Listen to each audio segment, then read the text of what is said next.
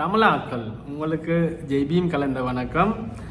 பார்த்தீங்கன்னா இப்போ இந்த கிழமை பயங்கர அடிபாடு நடந்து கொண்டிருக்குது வெளிநாடுகளில், புலம்பெயர் தேசங்களில். இந்த புலிகோஷ்டி என்றதை விட இந்த புலிகளை வச்சு வியாபாரம் செய்கின்ற உழைக்கின்ற ஒரு மிகப்பெரிய மாஃபியா உண்டு. ஒரு பெரிய தொகையான எண்ணிக்கையிலான ஆட்கள் வெளிநாடுகளில் இருக்கணும்.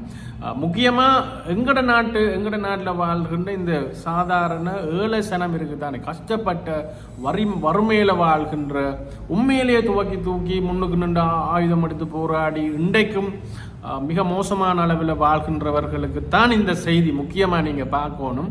அந்த துணுக்காயிலிருந்து ஒரு பொடியன் எனக்கு டிஷர்ட் ஷர்ட்டை கலட்டி சொன்னான்.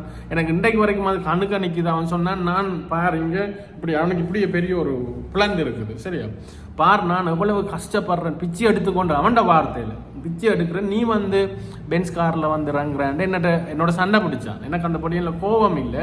ஆனால் அந்த பொடியன் மாதிரியான ஆக்களுக்கு நான் சொல்லிக்கொள்றது, நீங்கள் பாருங்க, நீ ஆயுதம் எடுத்து போராடி இன்றைக்கு பிச்சை எடுத்து கொண்டு இருக்கல, இவனை பாருங்க, வெளிநாட்டில் அந்த காலத்தில் இந்த போராட்டத்தை விட்டுட்டு ஓடினவன், சரியா, இவனுங்களைத்தான் அங்கே அந்த டைமில் புலிகள் துரோகிகள் என்று விட்டு அறிக்கை இருக்கு, நான் உங்களுக்கு காட்டுறேன், சரியா. அப்படி போன துரோகிகள் இன்றைக்கு அங்கே நின்று கொண்டு எவ்வளவு கோடிகள் செலவழித்து இந்த நிகழ்வுகள் நடத்துகிறாங்க.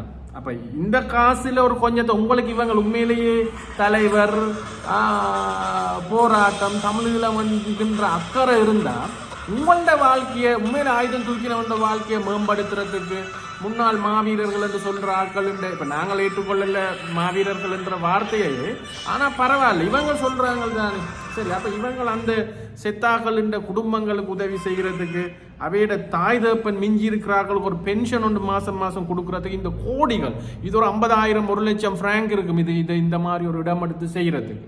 அப்போ அதை செய்யலாம் தானே, ஏன் அதை செய்யலை என்கின்ற கேள்விகளை நீங்கள் யாராவது எழுப்பலாம் தானே. உங்களுக்கு தெரியும், இன்றைக்கு ஆயுதம் தூக்கினவங்களில் முக்காவாசி பேர் இங்கே இருக்கிறவன் என்ன மாதிரியான நிலையில் வாழ்கின்றான் என்று.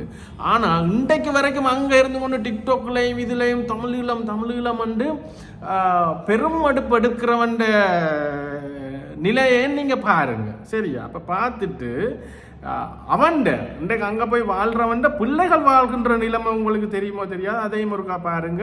ஒரு பானை சோறுக்கு ஒரு சோறு பதம் என்ற மாதிரி ஒரு வீடியோ ஒன்று டிக்டாக்ல காட்டுறேன். இந்த பிள்ளையோட அம்மா இங்க இருந்து புலம்பெயர்ந்தவா, அவ அங்க வேறொரு நாட்டு இனத்தவரை திருமணம் முடிச்சு இந்த பிள்ளை இன்றைக்கு வாழ்கின்ற இந்த பிள்ளையோட வீடியோ